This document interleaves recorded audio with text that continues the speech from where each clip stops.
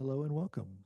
We'll be starting the meeting in just a few moments. We'll give people some time to join online if they're going to do so. Thank you.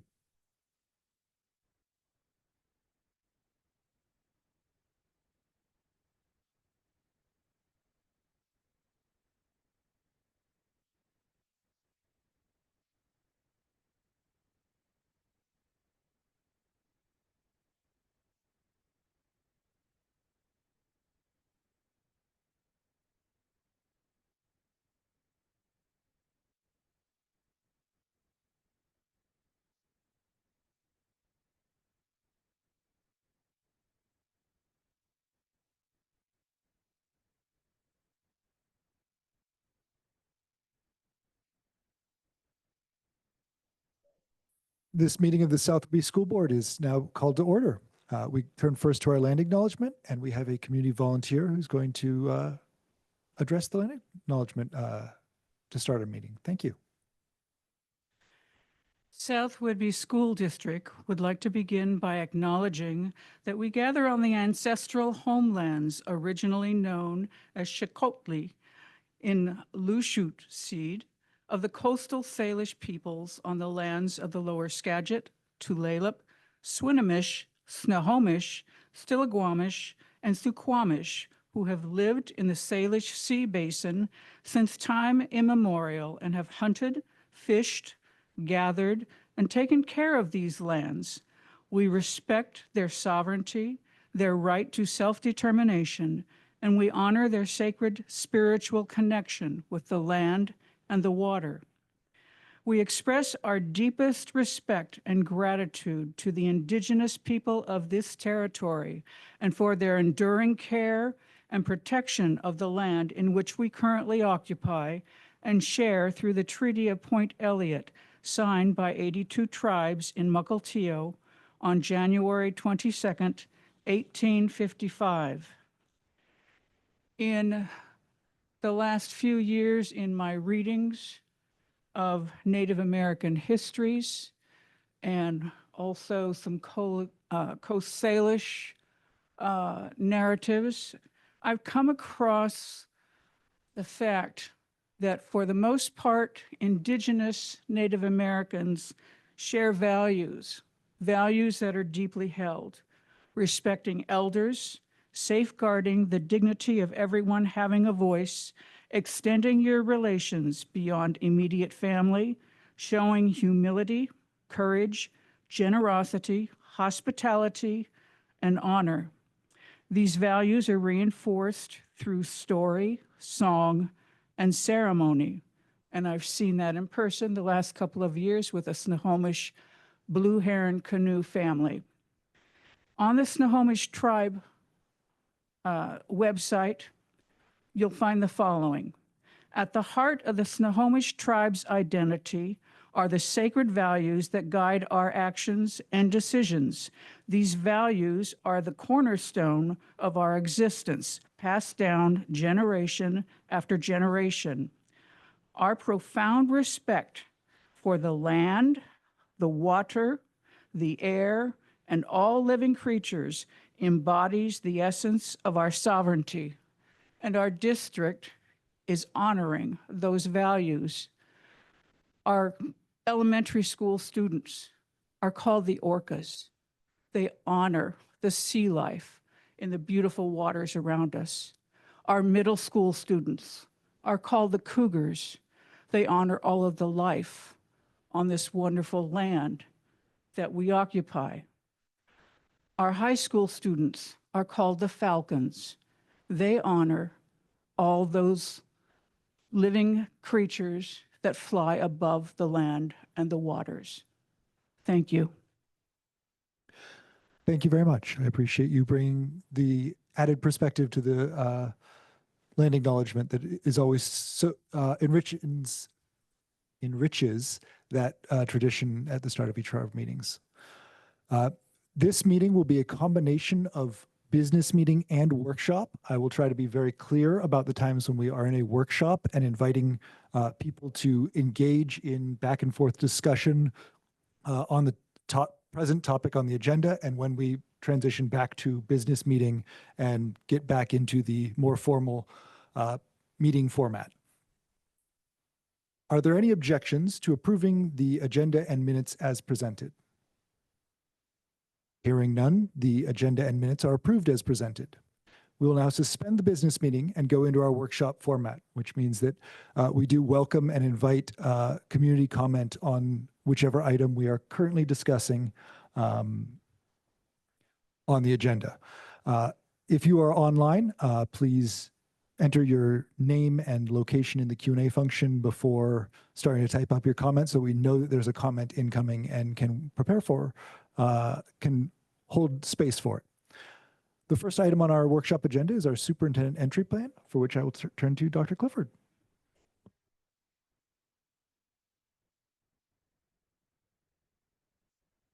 For the reminder, I am going to share with you, and Christy is going to bring it up. And I should have put draft on here.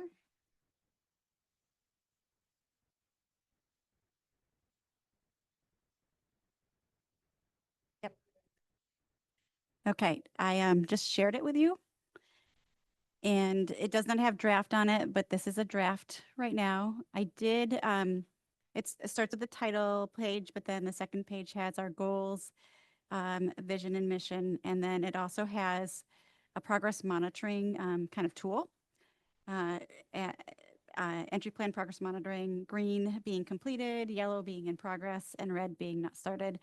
While I'm also sharing it with you, I've also indicated on each of the areas that are drafted here where they are in the progress. And so because I've been working on these things, and if there's anything that you want to change, if you don't want something to officially be on the entry plan, I'd love to hear that.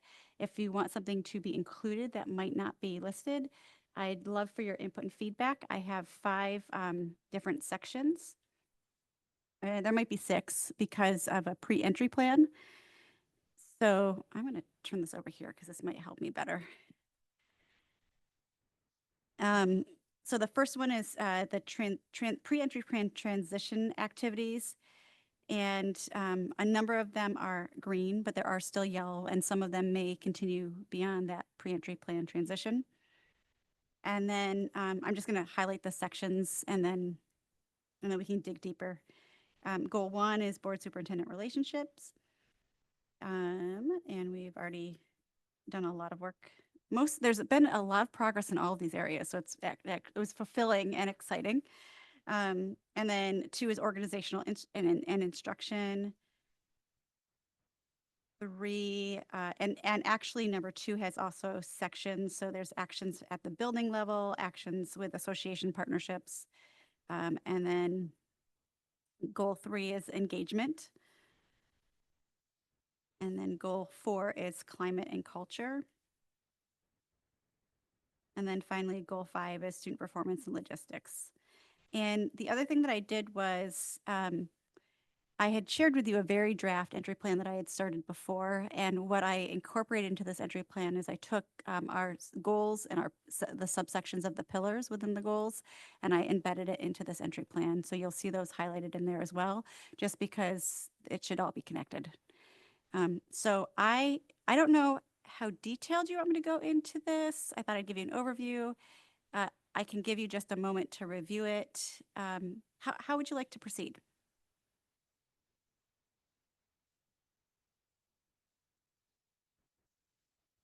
Sometimes it's helpful when reviewing a really thorough progress report such as this is to have the owner highlight some wins and then some of the more concerning risks or red areas. So that's one possible way we can make good use of our time. Perfect. And then as I'm doing that, you can also scan the other areas that I might talk about. And if there's anything that you want to change, add or delete, I welcome that feedback. So let's see, let's go to the transition activities. So the highlights are, I've met with all of you, created the transition plan, although it's still in draft, and have stepped into all of these different pieces of knew all of the upcoming hires, for district office building administrators and other staff, actually, aware of the budgets and changes, and also plans for ongoing communication. So those have been in place. I've done all of my meet and greets with all the different staff members. You got that update in July. I identified dates, and I actually already accomplished those because during the transition, February, May, April, May, and June, and March. Actually did it after, but in July, I sent out an all-staff email introducing myself. And then strategically once I was hired strategically, I attended board meetings, many online, but also in person when I could. And so there were a few that I wasn't able to make it, but I tried to make as many as possible. So I counted that as a win and completion during that transition period. The other ones, I just, the draft goals, these are draft until it's completed today, so I didn't feel like I could turn that green. Reviewing of critical documents, I have touched on all of these. Some, I could almost say in many areas I've completed it, but there's some things that I feel like I want to go more in depth with. Policies and procedures, I feel like I do not have them at my fingertips. I don't know if I ever will, but I do like, I want to do a little bit more diving into those. So that's, and there might be some other grants that I'm still learning about that are specific to South Whigby School District. And so I just felt like that's going to be in progress. And actually I almost feel like that's a bigger goal. So I feel like I've gone really pretty in depth in this area. And I also feel like this is going to be an ongoing goal. I very much agree with that last point, that I fully trust and believe that you've done the transition plan portion of that, completed that, to get passingly familiar with all of this. But Dr. Moshe could come up with most of the policies because she'd been here for 14 years, but even she was looking up some of them. So I think that's going to be a constant acclimatizing. Wow, I'm just bad with words tonight. Constant process. Yes.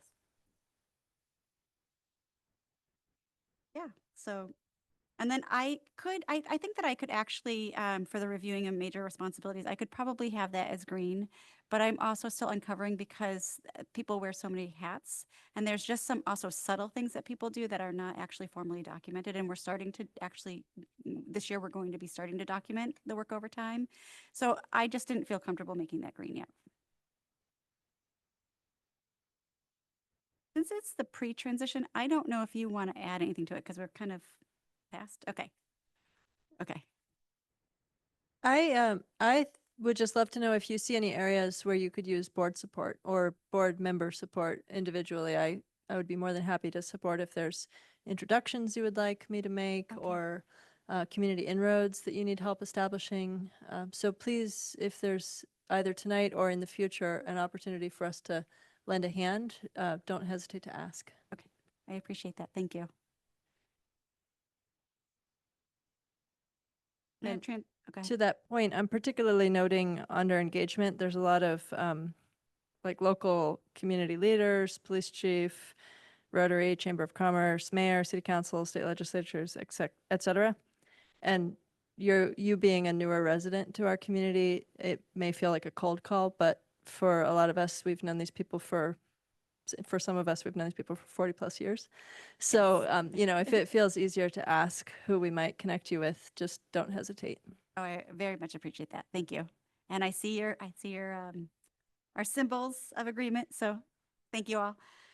And then board superintendent relationships. Again, that's engaging in one-on-one, and I feel like I just had an opportunity to get to know each of you and continue to build and strengthen our dialogue and we have a shared vision, but continue to deepen our shared vision as a new team. And then some of these I just have as yellow because I think it's going to be it's ongoing work, and I just didn't feel like without us having this conversation that I could turn some things green, honestly. And I do think that that they're like part of it is retreat planning, and we're going to have a retreat in October. So I feel like we have started doing all of this work. I just don't feel like anything is really accomplished yet, but we're also, this is our second month together. I wonder about a fourth category of on hold for Oh, things that just can't happen yet, like ride along on the buses. oh, yeah. Can't happen because the buses aren't running yet. Right. I mean, for another week, but things that are waiting for something outside of you. Yeah, That might be valuable for some of those things that right. you've done as much as you can. Right. Yes. Yeah. Yeah. And I just used the word not started, and I did read on hold is sounds a little better. And yeah. Or you might think waiting, like Oh, waiting, a okay. neutral color like purple that doesn't imply doneness. Yeah. Okay. Okay. I'm gonna. It is a helpful distinction between, you know, I haven't made time for it yet versus the world isn't ready for it yet. Perfect. I'm adding that in the entry plan and the progress monitoring, and then I'll go down and put that there. Thank you. That's like, it's not because it's not started because of me. Right. It's other factors. Perfect. Okay.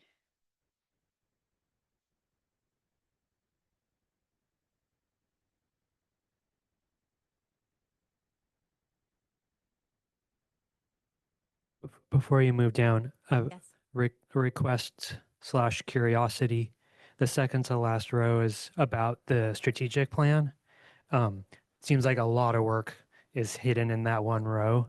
And so I would love to see as the year progresses, if that needs to unpack into multiple rows, all the subtasks to begin the process so we can see how the progress is going along. So for a future request. Okay, that's great. And one of the things it also talks about is develop and utilize appropriate communication protocols and expectation between that. And that's, I've started, you'll see last week I did, or last month I did the board report and kind of a PowerPoint. I also have a sample kind of memo format, and I would love to get your feedback because I also think that some of those updates will show the progression. And if you want the kind of to see the action plan steps, either built into here or in a separate action plan that I can link into here, we can certainly do that.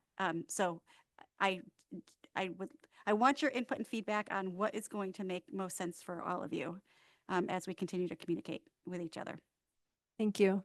And right back at you, I would encourage you letting us know the communications norms that make you feel heard and supported.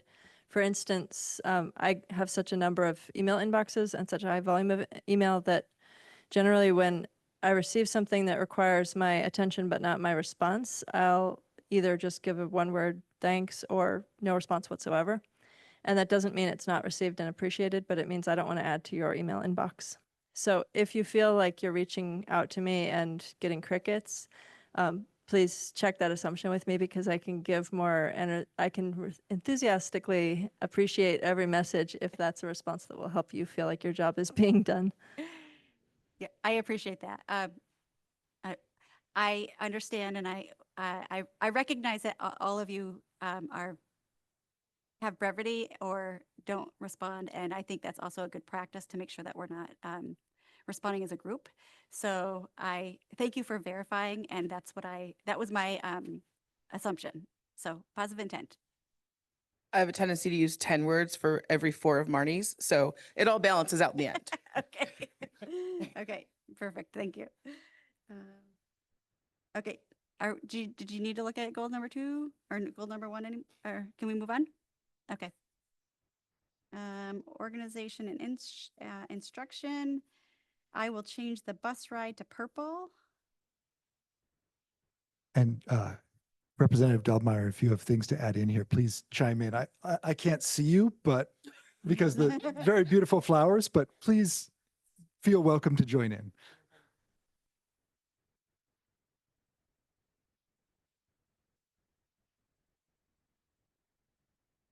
And if you decide what bus you'll be on and you want us to come out and wave at you when you get to our stop, feel free to let us know.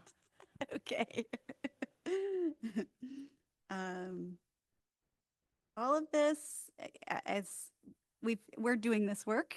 In fact, well, I'm not going to say because I'll get in the report, but like today already launched some of this work. So even with the staff. So so this is going to be in progress for a bit, and I feel like we're making good progress.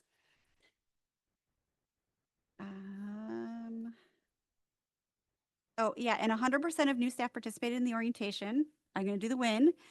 There was one staff member who didn't because she is a new kinder teacher and she was at kinder camp, but she did step in to introduce herself. And then we supported her in the continuation of kinder camp. So, and we even had a few additional paraeducators that we hired. I see a hand. The day before, and they were able to make it. So, yes. You can roll the screen up just a hair. And one of the ones you're doing an audit on some of the curriculum. I know in the past there has been a curriculum committee for the public to chime in. I don't know if that's of interest or an aspect to that. I don't want to make an assumption. But that would be huge. I know a lot of parents that are coming into the district would love to sit down and kind of either voice their concerns or interest or ask or whatever that might be. Because that's a huge aspect of what they're choosing to put their kiddos into a district. A lot of it has to do with curriculum. So just an Yeah. idea. Yeah, so I appreciate that. I want to clarify that this was one of these that is related to the goal number 2. And it was related to the vertical alignment with mathematics. And we're auditing we're not auditing the adopted curriculum that we have, but we're auditing our practices. And if we're the usage of the adopted curriculum, if we're bringing in supplemental materials, how much time we're spending on mathematics and mathematical practices, to determine how we can support our student outcomes related to that.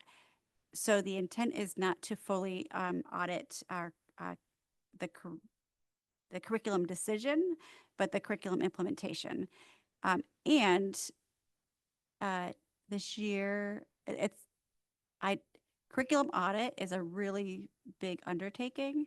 But I'm definitely open to it if it's something that we need to do either now or in the future. And while we're doing this work, I definitely think it would be good to have transparency around with our families and think about, I don't know what it looks like right now, but think about what that looks like from the family's perspective as far as students' outcomes and students' engagement with math instruction. So as we kind of do that initial work with our staff, I'm thinking aloud right now. I think we can, I think it would make sense to then do a little bit of engagement with parents and say, okay, this is what math instruction is looking like. This is what we're doing.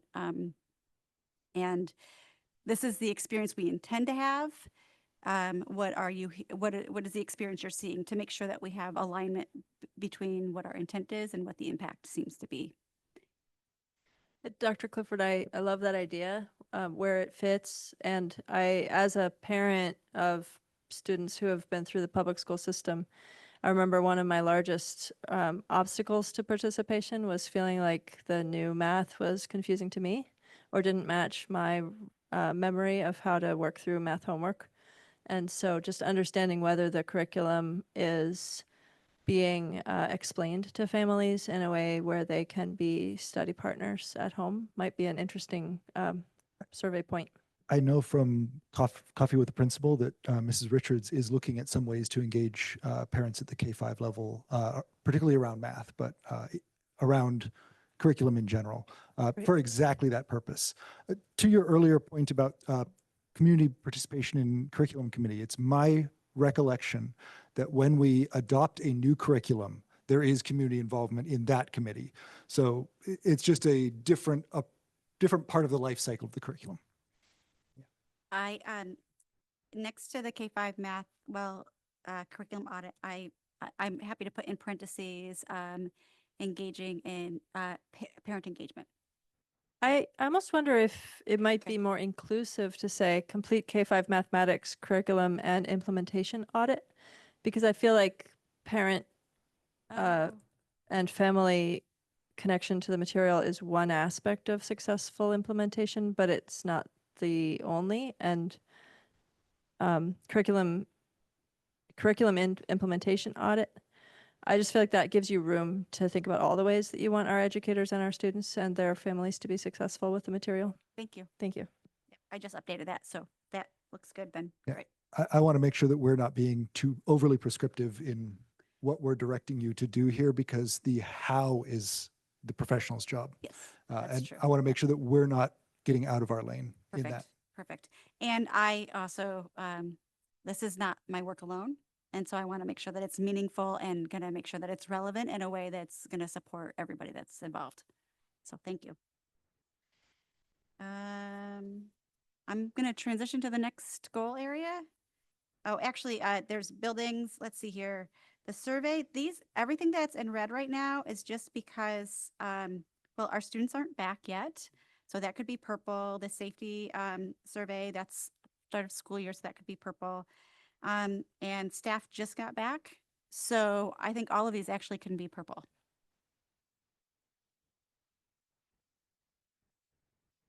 And if you want to update colors now, you're welcome to, but I Oh. don't think you need to worry about it. Thank you. Yeah. I don't need to waste our time. That's a really good idea. I mean, I don't mean that, and I mean that in the best way Mhm. possible.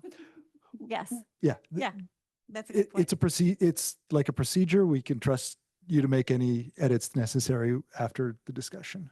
And Christy's taking care of it for us. I'm sorry, I'm just used to working, I'm just getting stuff done. And then let's see, I think also the red here is for associations, it's just staff just returned. So, and again, developing relationships with principals, hopes and fears and network. I feel like it's going to be ongoing work, but I feel like we've done some really good work there.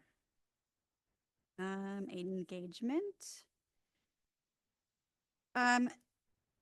So I did actually meet with Chief Wasser very early on, and we talked about a ride along, but it just wasn't the right time to do it. So it wasn't. So this actually could be a purple, and then Might even be a yellow if it's underway. You know, if you've already been taking steps to making it happen, I'd say that's in progress. that's a good point. And then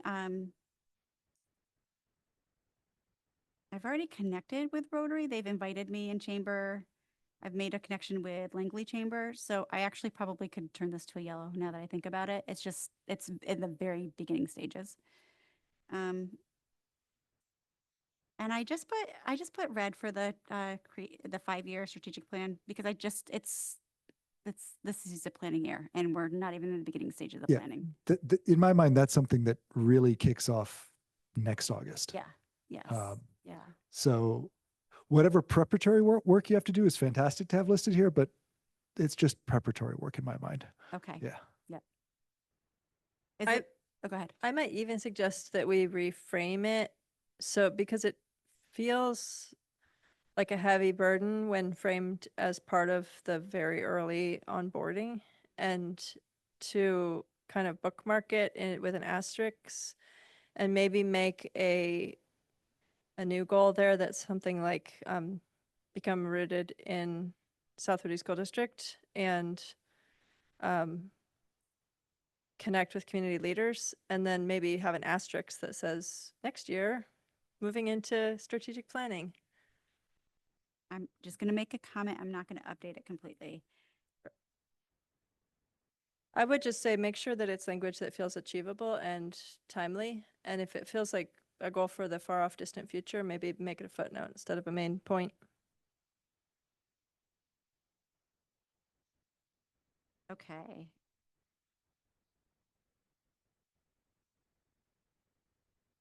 Oh, yeah. So this red, sorry. I just have a curiosity. Non-traditional outreach to parents and community. For ongoing outreach via monthly meetings. I'm kind of curious what your vision is in that.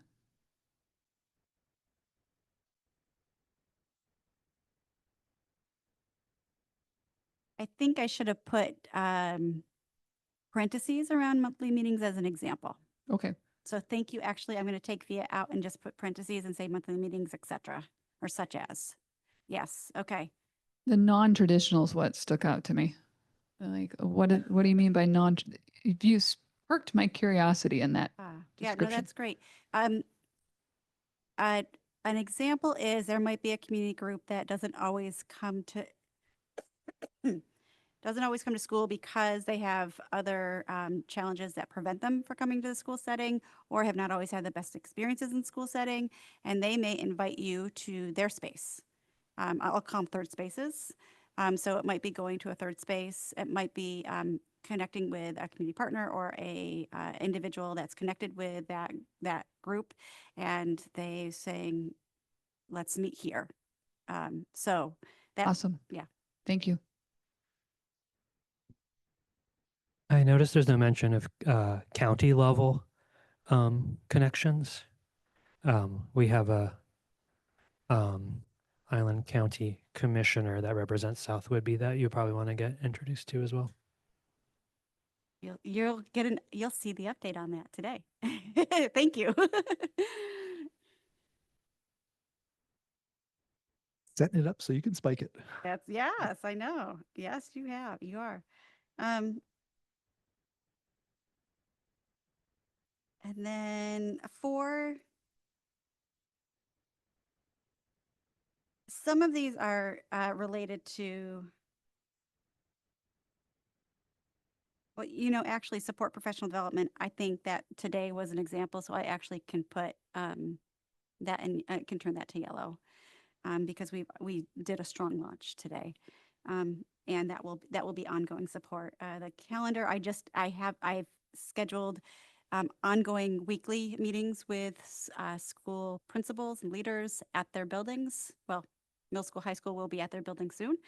And, but I haven't, and it may be that I do school visits on those days, but I actually want to build in school visit time. So that's why I didn't identify that right now. And I'm already starting to, let's see here, the exclusionary practices.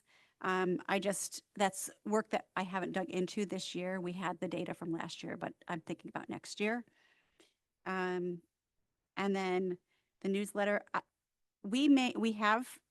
Christy already has a system in place, and there may be other, as we grow and evolve, it may look different or it may not. So this actually could have been a yellow, and so she and I haven't talked about anything changing. So I just kind of left it red, and maybe I should have that be a yellow. I don't know. Christy, do you have any input on that? Okay. I've already seen your welcome back in Parent Square, so I wonder if it's already even green because you're already communicating through these channels to our community. Okay. And Yeah, whether and how it evolves is a whole nother achievement. Yeah, you can always have like we have the board corner, you can have the superintendent's Oh, salutations. that's a good idea. Okay. Thank you for that. Okay. I guess. And there may also be, I'm complicating this wildly. There may be a fifth category in this that is ongoing. Like Yeah. it's not a one and done check off. It's yeah, I'm doing this. It's in process. It's working. We're continuing to do it because that's Okay. not yellow. That yellow feels like we're starting this. We've Right. started this. Right. Yeah. But for the superintendent newsletter, or other defined form of communication, to Director Jackson's point, you've done this, and we'll see what the next Right. communication point is. But That's a really good point. Yep.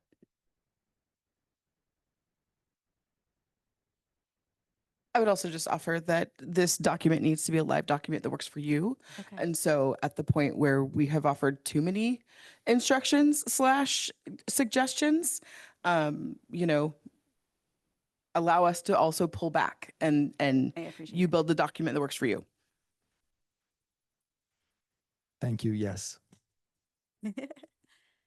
And then the final goal of student performance and logistics. And I, to be honest, I actually worked with John Patton around evaluation of career, college, and life readiness, but I have not specifically sat down and with the data. I shared him the indicators, and he cross-referenced it, and he shared that there's alignment in the work that's already been done and the data that we have. So I just didn't put yellow because I feel like I haven't sat down. I know that just because of our interactions, I know that if he said it, he's done it, and that we'd have different conversations, and that will be a continuing and ongoing conversation. So that's why I just wasn't comfortable putting yellow, because I didn't specifically engage in that in the way that I would want to, but we've had the conversations. And then evaluation, dropout, and completion rates, or evaluate. I've looked at last year's, but I want to kind of, as we go into next year. And let's see here. We have no legal pending matters, so I was happy to say that that was great. Or pending legal matters. And so that's kind of it. I don't know if there's anything missing or if there's things on here that, I mean, besides the feedback that you've already given me. Two comments on this section. One is for all the ones that are like evaluate data or anything like that, once you're evaluating, if you identify gaps, especially ones that board policy or any form of board governance work could help improve, I would love to get an update on those. And then number two, for this section, especially since it's most closely related to students, I wanted to see if Callahan had any feedback or noticed anything missing or anything that she would want you to look into. When I used the board email, did you get a copy of this document? Oh, I am so sorry. I will get to know our systems better. Do you want me to share it with you right now? Okay. So far from what I've seen, there's nothing offhand that I have to comment about, but it looks very thorough so far.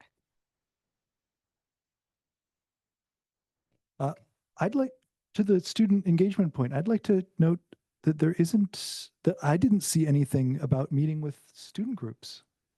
That might be a good thing to add in there to make sure that they recognize you as you're coming through the buildings and that sort of thing.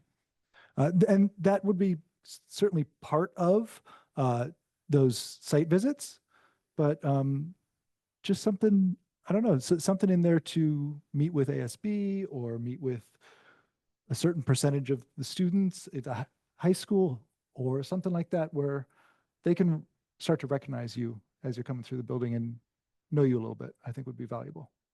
On goal 2 under actions for building, the bottom one. Yes. Yes. I was like, I think I had it in Yes. there somewhere. It's just not under engagement. Yeah. It's under that area. Got it. So I can certainly move it if you think Yep. it would be better suited somewhere else. Whatever is Okay. to Director Johnson's point, wherever makes sense for you, as Okay. long as it's in there. Perfect. Yeah. Okay. Okay. What I would love is that, first of all, you'll get a chance to look at this, and it is an ongoing document. So if you have feedback and input, please tell me, and I will make sure in the future, if you don't receive it, just interrupt me and say, hey, can you send it to me? You don't feel concerned about that. Please feel comfortable. And also I would love to hear from you about, and we don't have to do it now, but of what's the best way to connect with students. And there's some things that I'm going to do, but I would also love to hear from you. Will do. Okay.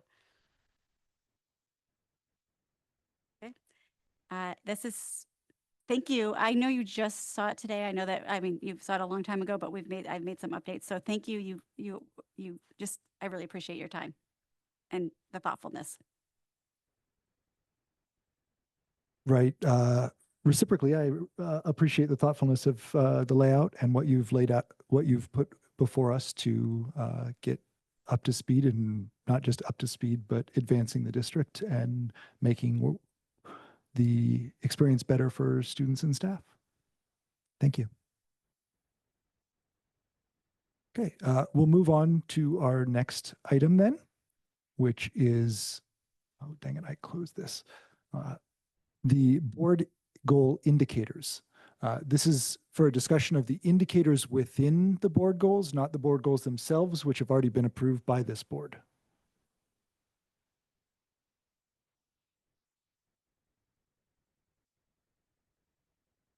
And I should have sent this to Christy. Do you have a link to that, or I'll share it with you in just a moment.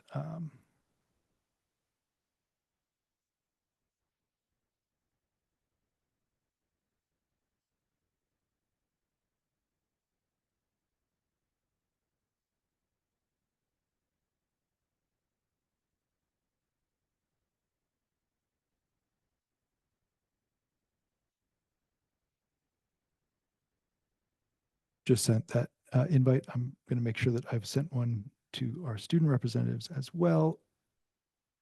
Thought I had, but I had not.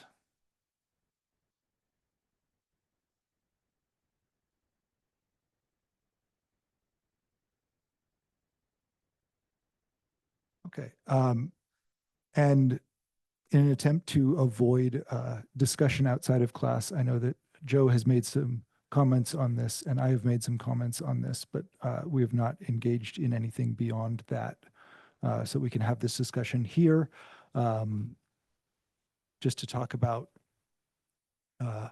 how we support the goals that we've, or how we measure the goals that we've laid out for ourselves.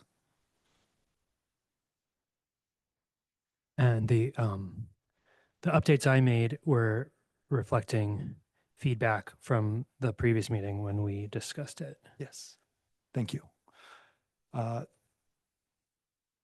So this is mostly just an opportunity for us to look at these and make sure that we're happy with them and to see if we want to make any of the changes that we discussed last time. And Joe took the notes down on, sorry, Director Greenhagen took the notes down on. So let's take a look through here. Goal 1, support the new superintendent while staying in our lane. Do you want me to go over the changes as I recall Sure. them? Yeah. So we changed some wording to kind of eliminate language that made it sound like the board was overstepping our bounds in terms of Dr. Clifford's role, and updated some wording that gives each board member the choice on the frequency of meetings. And you'll see that as a theme whenever there's a look for that has to do with how many times somebody does something. So we can choose that based on our needs and capacity.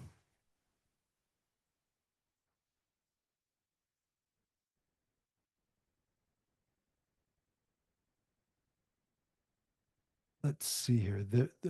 You also brought up some school board standards for point B under goal 1 about recognizing the superintendent as an integral about the relationship between board and superintendent. Yeah, and the desire here isn't to solve them all in this meeting. It's to highlight them so that when we have in the appropriate venue, namely a retreat, we understand the superintendent and board role and WASDA's guidelines for, proper teamwork between board and superintendent. So this comment here is not intended as a change, but just a footnote.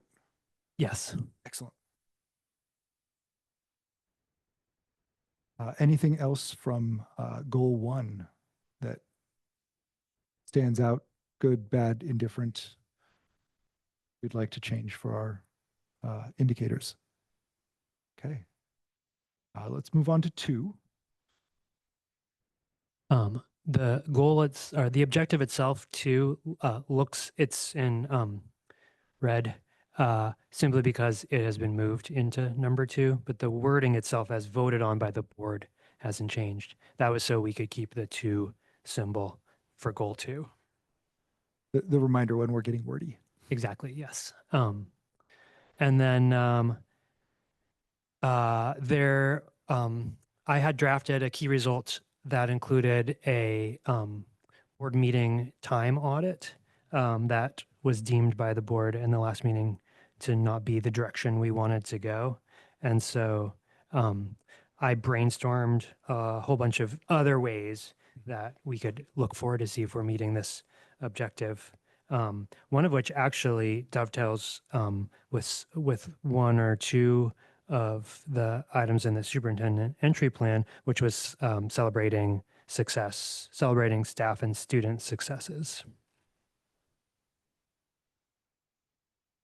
Yeah, I particularly liked that approach to it. And we've done that in the past with focusing in the fall, some portion of our meetings on what the students are actually doing in various subject areas, and in the spring on what they're doing in the various buildings.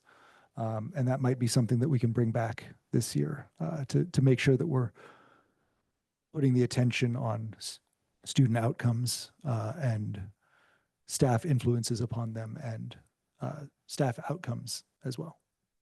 Agreed. And if there are materials already being prepared as part of Dr. Clifford's work and or the work with her leadership team, we could double dip and not create additional work for them.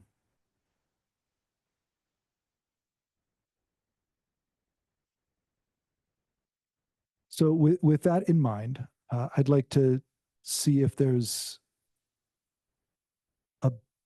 a concise, in the interest of goal 2, way to mention that we want to focus on, assure that our focus is on student outcomes. And is it just bringing student outcomes and experiences into the boardroom more frequently? Or is it something else? We could make it measurable by saying have direct updates from students on the student experience at a minimum semi-annually or something. And that's like hearing from the students about their programming, about their achievements. Beyond the student often. reports. Yeah. Right. Beyond. Beyond the students who serve on this Yeah. board, but, you know, as presenters to the board. Yes, and +1 and also thinking about the time and effort and energy that it takes to build those things when teachers and students are working together to format a presentation. There's really valuable learning that happens in the classroom, and it takes time and energy away from the normal schedule. And so I think we just need to be thoughtful about whether we're looking at a quantitative measurement or a qualitative measurement and what that might look like. To that point, I wonder how much it's on the board to go into schools and witness student outcomes. And it's sort of touched on in attending more school events and school visits, number 5, but it might be a subset of 2 to go into schools to witness student outcomes firsthand. I see that as being valuable because then the onus comes to us to report on what we saw during the board report at the end of the meeting. Do our That- own homework. I think that's actually the angle there. We tie it in with point 5 of attending more often, is after attending, report back to the board. So just try putting something in here. After board member visits, report to the findings. I mean, it's not elegantly phrased, but it's clearly phrased, I think. Dr. Clifford?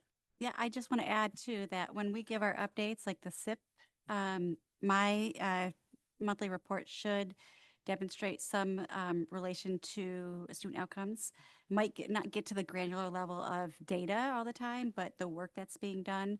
So if we need to explicitly call out that as a connected to a certain board goal on some of our presentations, we can do that so that you can see in our presentations how we are supporting your goals.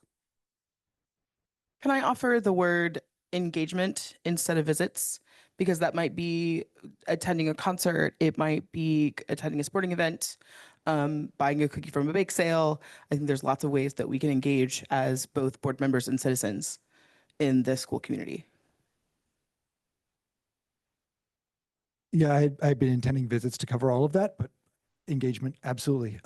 So I actually might wonder about a third bullet point in here, to the point of there is just quantifying, ensure, or something about our engagement with the SIPS process to make sure that we're focusing on student outcomes in how we look at the reports. Because they have student outcome data in them. So it's just making sure that we're engaging with it. And maybe that's table stakes, but maybe it's something that should be called out.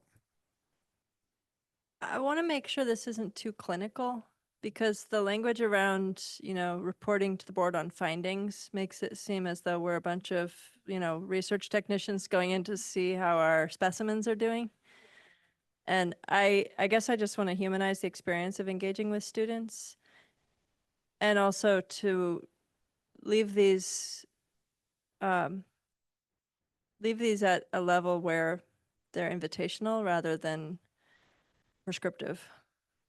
As usual, your wording on this is right on. And maybe to steal some of that wording, using your theme is engage with SIP presenters on student outcome data or something like that. That sets the expectation that we're not just like passively receiving SIP presentations, and the expectation is that the board is actively in dialogue with the leadership team about student outcomes. Good idea, added it. So I'm on the opposite spectrum. My job is quite a bit of analyzing data. What is helpful as far as student outcomes, experience is huge, culture is huge within a district. If you're looking at that, great. Statistics and analyzing data may not be an interest, but when you're analyzing like test scores, outcome, because I know that's a huge element in our schools, and not in a sense comparing to other districts, because to me that's kind of a moot point. Just improving our overall scores should be our focus. So that in itself is part of the student outcome. So that I think would be huge, because then, I mean, it's just like a child and making them feel competence, right? That's important. Making sure that they feel confident in their culture, in their district, in their schools, and they're part of that community. So then as well, the second piece is raising those scores, because you can't do one without the other.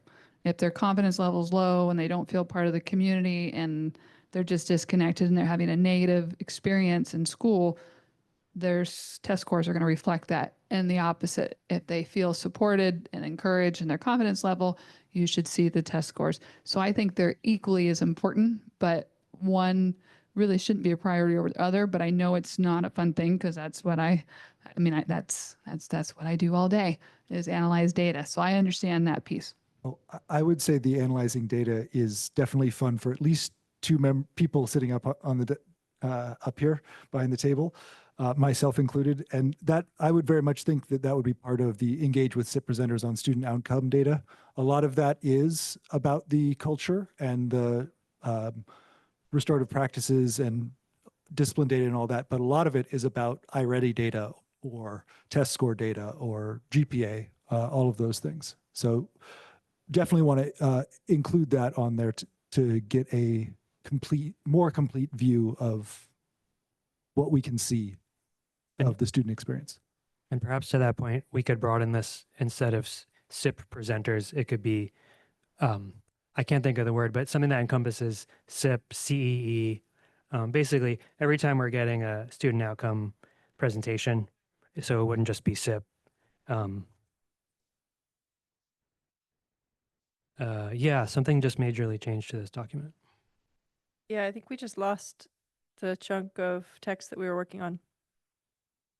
Am I right? Something? Seemed like something went away. Can everybody press Command Z? Just a second. Hold up just a second. I think we actually need to redo some things. I think some things got undone. So, Here, I can go back into, there's a little time thing, Yeah. timestamp. excellent. Hold on. Yep. Let me go back into the timestamp.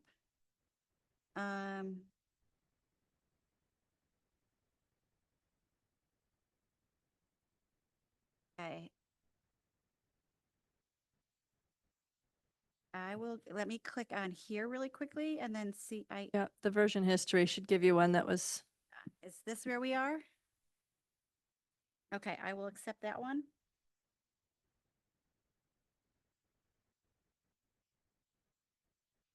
Reminds me of losing my whole term paper at 1 in the morning before class. Computers have come so far. So you're going in to pull out SIP and just make presenters. And I'm interested, Callahan, if we're trying to focus on student outcomes, is there something we're missing that would support us to support you and your peers better? I think just ensuring that when you focus on student outcomes, it's all student outcomes and not certain groups of students. Thank you. And I wonder if there's something about empowering our student board representatives to guide us in what we need to learn from them in their role. Like, I would really encourage you and your colleague to shape the way you participate on this board using your own impressions of what would be most serviceable, as opposed to, do the student reports the way they've always been done. Maybe do the student reports the way the board needs them to be done in order to improve their practices for student outcomes, that sort of thing.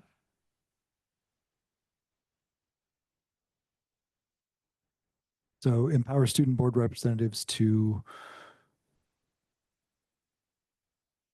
provide feedback as is most effective for them. I would just say empower student board representatives. Has the benefit of brevity. Well done. Okay, anything else for goal 2? The indicators for goal 2. Okay, let's move on to 3, stay in communication with district committees. So reflecting back on the last meeting, I think I personally may have a misunderstanding of committees. So my understanding is there's 2 different types of committees. There are board committees that the board forms for board governance work, and at least one board member should be on a board committee. And I also believe there's a policy around board committees. And then there are what I would call district committees that are either ongoing or more educational, operationally focused, that while board members could certainly attend, 1 or 2 board members could attend, they're not like directed by the board or reporting to the board. And so there's these 2 different types of committees, perhaps, and correct me if I'm wrong here, and the original wording kind of conflated them. And I think that was potentially some of the source of the pushback in the last meeting. So my main change in this section was to clarify the difference between the 2 and what the board's the different responsibilities are of the 2 types of committees. Having missed the last meeting, I would like to ask for clarification of my understanding. A board committee would be formed to do some aspect of improving the board's work. So for instance, if we decided that we wanted to explore whether our governance model is still serving, we might make a move to establish a board committee that would include 1 or 2 board members and whatever experts on the subject we might draw in. Whereas on something like equity, where we have a district committee, a board member may or may not participate if they're a member of that team. Yes, and it could actually, a board committee could have 0 board members on it, theoretically. If it's something we want to send off to the experts and have them report back, I think it's probably best practices to have a board member on it, but it's not necessary to. Okay, so in that case, the first line A, each board committee has a designated board member as liaison. That liaison may not be a participant. They might just be a liaison. Okay. Certainly could be. Fair. The liaison is something added for this indicator. It's not a specific term in policy. Okay. I would like to suggest attends their committee meeting regularly rather than a specific number of times, because some committees may meet a couple of times a year.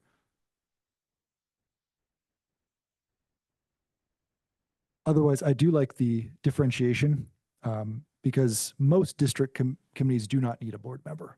And I think that's included here under the 0 to 2. And I do want to clarify that some district committees, like the climate action, we would love, we have designated up to 2 board members. And if anybody's interested, we had our first meeting and we are recruiting. And it was good. And there are others like the instructional council committee that was developed through the collective bargaining agreement where it's all internal. And as I had a conversation with Joe that you are all welcome to sit in on any committees. If you want, see us in action. It's like you said, 1 or 2. And just being really clear when you get there, so that the committee knows what your role is, so that that they can stay focused and don't get worried or nervous. So I think that the intent here is if it is built in, that we would like that it's part of kind of the makeup, that we can be there. And then there are some committees that it's not part of the makeup, but I think that is what you mean by as needed. I would like to suggest as invited rather than as needed for district committees. Because I think there are some that it's not particularly appropriate for us to sit in on and watch. I don't see the need. I think that it would be more distraction than, Yeah. and I would like to suggest making it our procedure that we don't join district committees unless invited. Yeah, that also implies that even if it would be appropriate for a board member to show up, we wouldn't just like surprise pop in, because there would be some previous communication from the board member. Yep. I agree. And I think that leaves room for us to request an invitation if it's something where we have Yes. curiosity and Yes. interest. Absolutely. Yes, I think that is fair as well. To that point, I'd like to request an invitation to learn more about the climate committee. That is a board committee, actually, the climate Ah. committee. So that is something, it's something that the board, Isn't that a created. district committee? So I would love to have, Yeah. would you like to have that conversation right here, or do you want to have it offline? we can Okay. discuss that elsewhere. Okay, yeah, that's. We may yeah. have just had different understandings on what was happening, and we can Yeah. figure out where I think where it it actually started is. with Yeah. the board, but it's expanded. Yes. And so I would actually love to have the conversation offline to make sure that we're on the same page. And if Let's- I have a different understanding, that would be great. Let's, Okay. let's do that. Yeah. Perfect. I think maybe we table this section 3 until we have clarity and a glossary of terms, because I think I'm still conflating the two around what's the difference between a board committee and a district committee. As a very visual human, it would help me to have a list or a graphic of which is what. Yeah, I think it would be very easy to add a list of board committees on there, because there's 0 to 2, depending on our conversation. And it could be that a board committee is a district committee, but not all district committees are board committees. Or, I mean, a rectangle is a square, but a square is a rectangle, but a rectangle is not always a square. I Yes. mean, we may end up with a situation like that. And I think just a little bit of a definition of each that clarifies why we have 2 types and how they differ would really support my understanding. Is there a way that we can support that work being done? Because we just added a job to somebody's. I plate. don't think it's that complicated. Okay. First of all, I don't have the board policy up right now, but we could go back to I would start with the board policy. But what, Marnie, you did a beautiful job of sharing about things that are within scope of the board work, and that those are board committees. And then there might be things that are driven out of board interest, but if the scope of the committee is expanded beyond the board, then I see that as a district committee. That committee may be providing input on something very specific to the board, such as policy. But they also might be doing other things. And in that instance, in my perspective, it's a district committee because it's beyond the scope of the board. Got it. Okay, that's helpful to me. And I think with that definition in mind, I would agree that the climate committee has expanded to the level of being a district committee. Well, and it's also possible that some board committees just transition to becoming district committees at a certain point. So When the work is Yeah. no longer about directing the work of the board, but instead about directing the work of the board and the staff and the Yep. everyone. So we could talk about that at our next leadership Yep. meeting. Yep. Tomorrow. Yeah.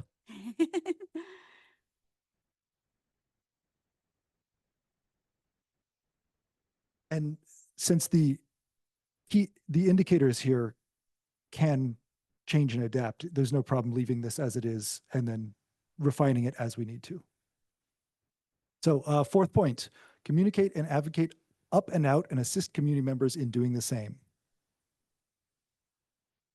So the feedback here was that was more of a question. Is it appropriate for the board to be in sorry, let me rewind a bit. The original wording was about alliance with, among other things, boards, community groups, et cetera, et cetera. There was a longer list.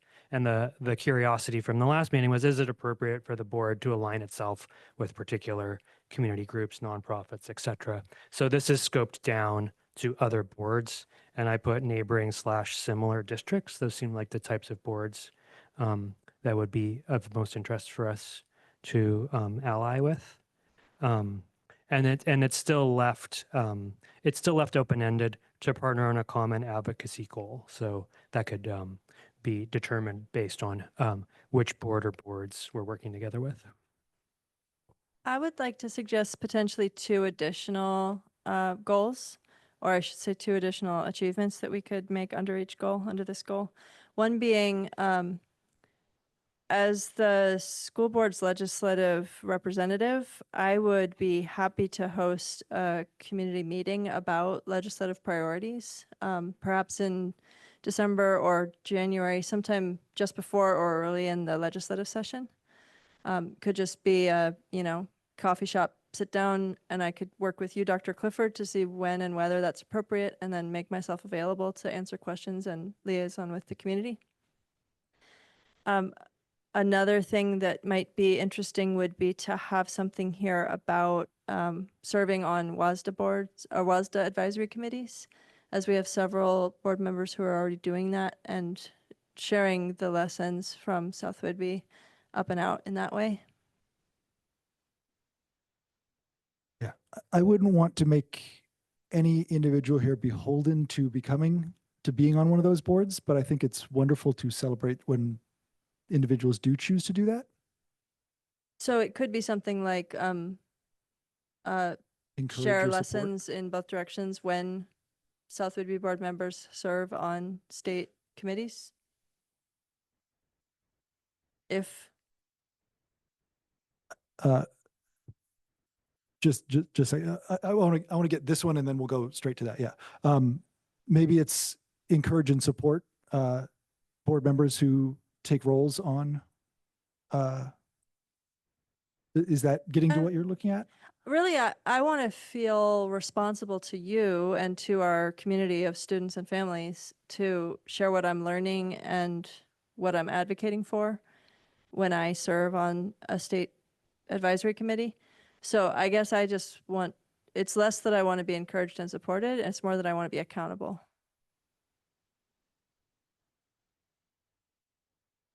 So really, maybe it's just share lessons learned through state level advocacy. Yeah, I had share and learn from other board members when serving in statewide roles.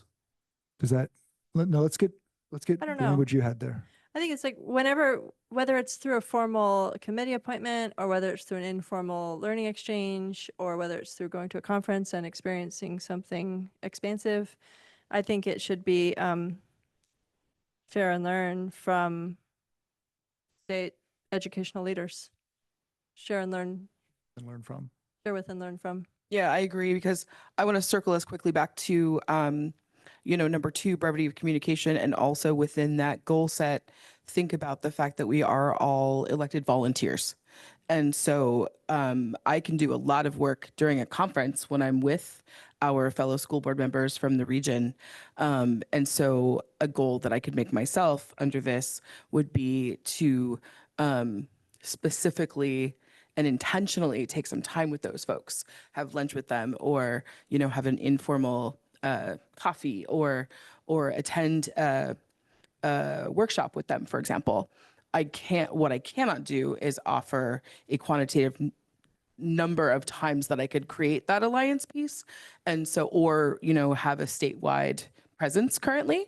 And so I think opening the doors for any board member to be able to, create those coalitions, create those partnerships, those friendships with our neighboring districts, but keeping it, correlative and not causal seems important. So I think I've got what you were going for with is share with and learn from statewide education leaders. Yeah, Yeah, that works. okay. Thank you. Now, can we turn it over to you now? Okay, one huge community organization that would be great for you guys to participate in. Autism Partnership of Island County. I've been attending those meetings since 2019, and typically there is a representation of some form from all the districts, Coopville, Oak Harbor. When I say all, in all the years I've attended, I think I've seen representation from South Whidbey maybe 3 times. And we meet multiple times throughout the year. This is huge because we're also sharing best practices around, and I call it neurospicy community. And so that's a huge aspect. And we're also combining resources and information in regards to providers that are not here to compete with the district. They are here to support the kiddos in the district and make the district's job in a lot of ways easier. Unfortunately, a lot of those have been dismissed over the years, and I would love to see that relationship improve because it would benefit not only the kiddos, our district, our community, in so many aspects. So that's just one that I would love to see representation at because that would be huge. And I've asked and I've talked and I've encouraged. So I'm hoping that goal will make it happen. I know that you've talked to Dr. Clifford about this one, and I would actually say that it is more appropriate for that connection to be made at a district level than at a board level, because then the people who actually are educational experts can be making those connections rather than lay people like ourselves.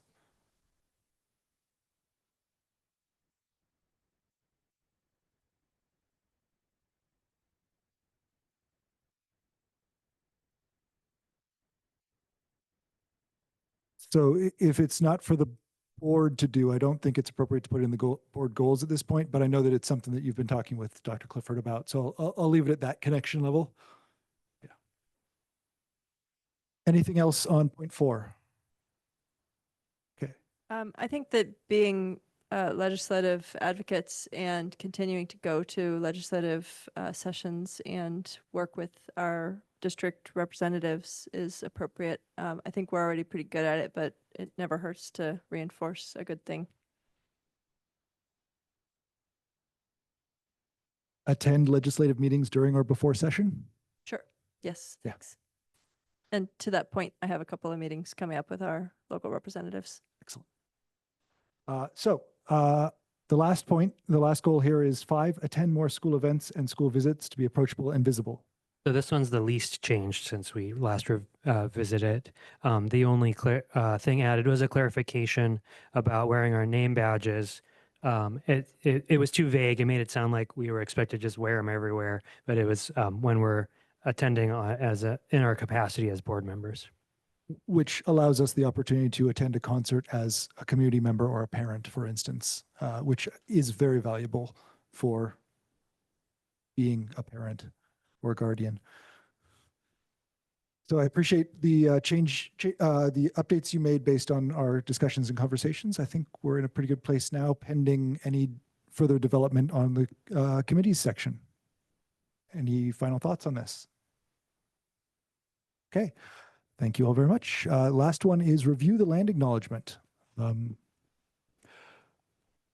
Director Jackson, I might turn this one over to you to lead the discussion on, just since Sure. you've been taking the lead on that and doing such an admirable job on providing unique touches to each of the land acknowledgements at our meetings. Thank you. Thank you. I appreciate our community member, Ms. Davenport, for sharing a land acknowledgement today. I think we agreed last year that it's important to revisit the question of why and how we do an Indigenous land acknowledgement annually, if not more frequently. And that is because the practice really is a living expression of relationship with people, with place, with the true history and future of this land. And the written land acknowledgement as it exists no written statement will ever be the fullness of what it is to acknowledge Indigenous people and this land. It will never be good enough.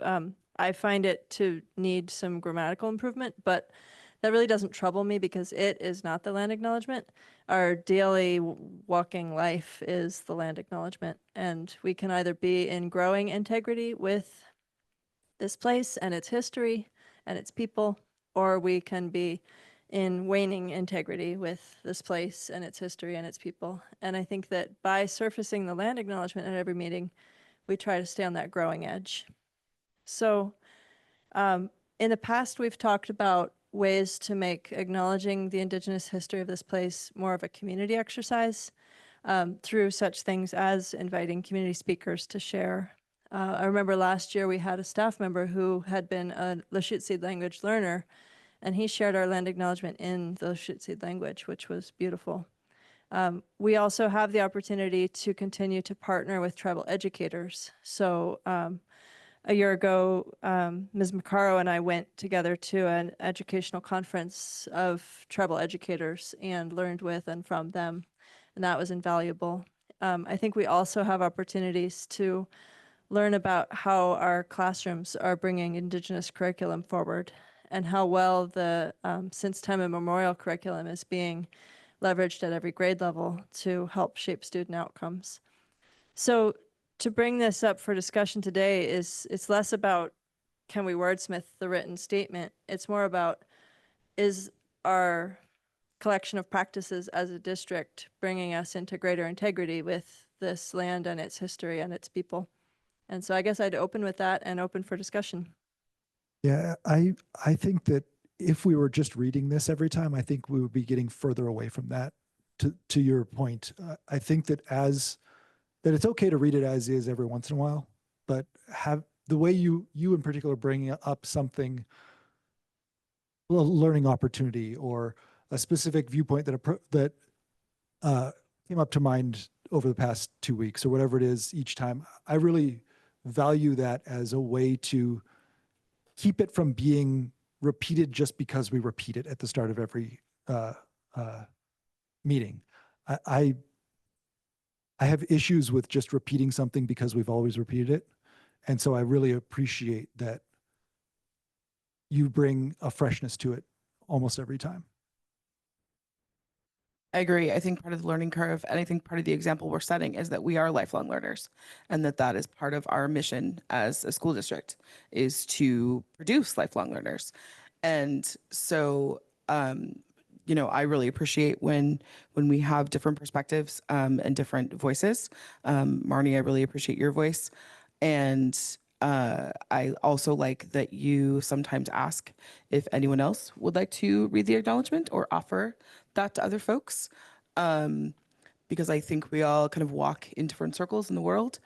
And so one of the cool things I learned at one point was that from an Indigenous person was that they challenged all the white people in their lives every time someone read a land acknowledgement to hop on their phone and donate to a local Indigenous group. And so I have about 4 Indigenous theater groups on my phone now. And so when I hear a land acknowledgement, including ours, I pop on there and I pay what I can to offer that back to the Indigenous folks. So I think there's everyone is living, their learning edge. And so just continuing to offer the question and the curiosity, I think is, like you said, stronger than, can we change this paragraph to look different? Thank you. I agree with you. I think we should listen to multiple different voices. What I have heard from the community members having a land acknowledgement done and not the Pledge of Allegiance of any form, it doesn't sit well with them. And a lot of the aspects in a district is keeping balance and listening to not just one side of the community or the district. I would really encourage us, and I've talked to Mr. Greenherron and I've talked to you, Brooke. I'd really encourage us to consider what that would look like if we brought the Pledge of Allegiance. I go to many community meetings and I don't see it as a ritual. It's not just something we repeat because we don't want to do that if it's meaningful. But at the same time, it's also showing respect to the people who gave their life for those stars and stripes.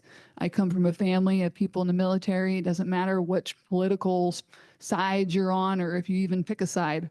It's an element of respect. We need to respect the individuals that found this land, yes, but we also need to respect the individuals who fought so we still have freedom on this land. So when you do one without the other, it's not very well balanced, in my opinion. That's coming from a community member. And that element really doesn't sit well with individuals in the community beside myself.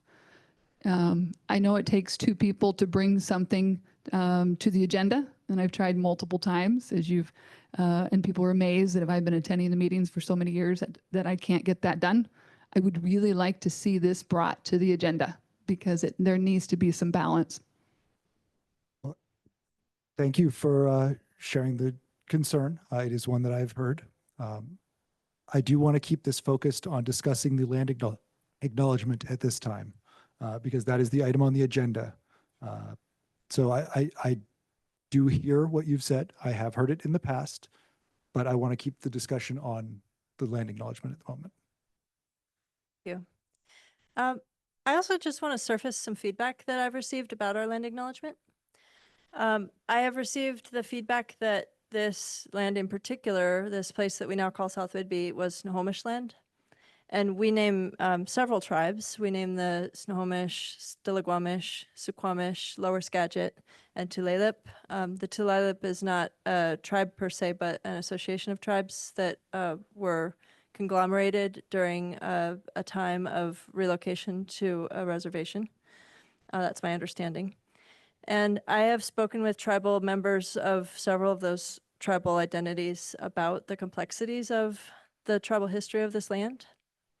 And anytime you're dealing with displacement and attempted genocide and land theft, which all have happened to the people of this region, you end up with varying survival strategies and people dispersed.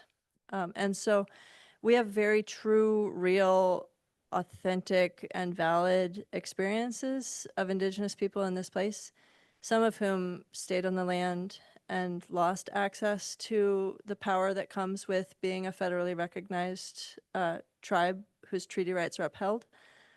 And we have people who have joined the Tulalip tribes and have the benefits of that federal recognition and have lost in some way their tie to this place or their physical being in this place. And so all of those things are true. It's profoundly complicated. Being of majority Scottish ancestry myself, I am not in Scotland. I am not on the place that I am from because of the Highland clearances, because of colonialism. And so these realities of displacement affect us all. And for the people of the Coast Salish tribes, this displacement is newer, fresher, and even ongoing in this moment.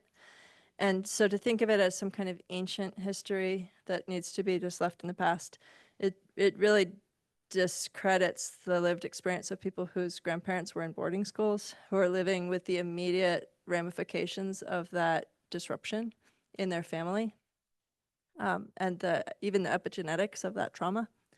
So I guess I just want to thank the people who have given me feedback about the accuracies or inaccuracies of the land acknowledgement. I want to say that it shows trust to share one's story and to ask for the facts to be more accurately represented. And I will never be an expert on the tribal history of this place because I am not the person who lived that experience. But I'll do my best to accurately portray the truth as it is revealed to me in relationship. And that will be an evolving truth, and it's the best I can do. And I aspire to continue to learn.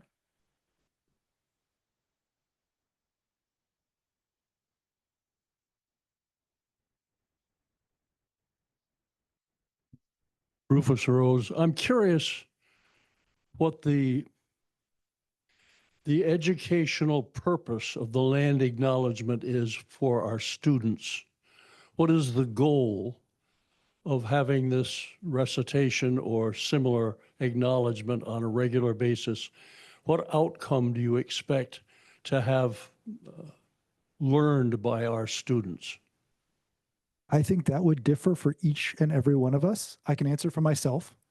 For me, this is part of recognizing the time immemorial curriculum that goes K-12 in our district and acknowledges and teaches a lot about place and person and belonging in the area. And so seeing it carried from the classroom through the building to the district to the boardroom, I think is important to demonstrate that we have that same acknowledgement of the need to grow in this area and to get a deeper understanding of the realities and situations. That would be at least part of my reasoning.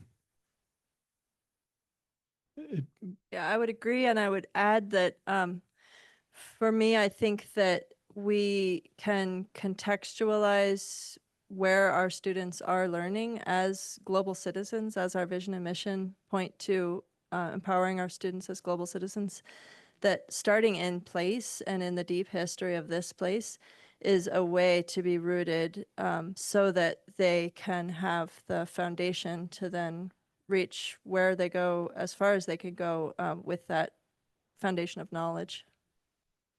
The thing that troubles me is that it seems that this is a partial statement, that it indicates a feeling of having been wrong, that we are teaching our kids that a mistake was made, and that the significance of being where we are now as a nation is being subordinated somehow.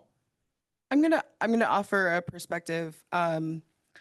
You know, having raised two kids in this environment and also having them be, you know, generational landowners.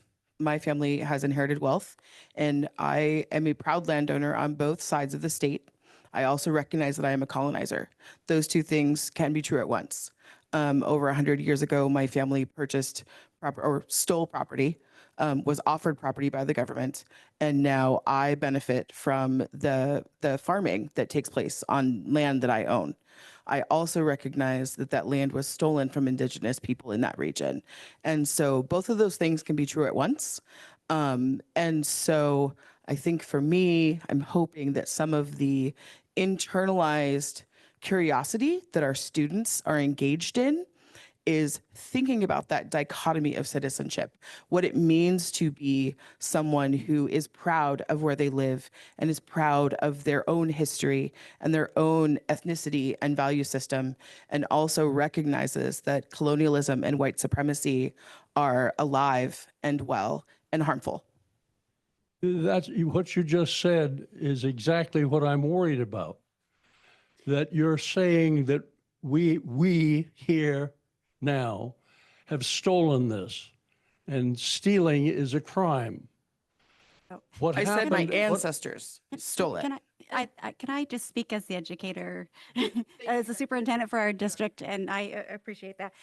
So when we look at this land acknowledgement, it's acknowledging the words specifically on this land acknowledgement. It is acknowledging how I'm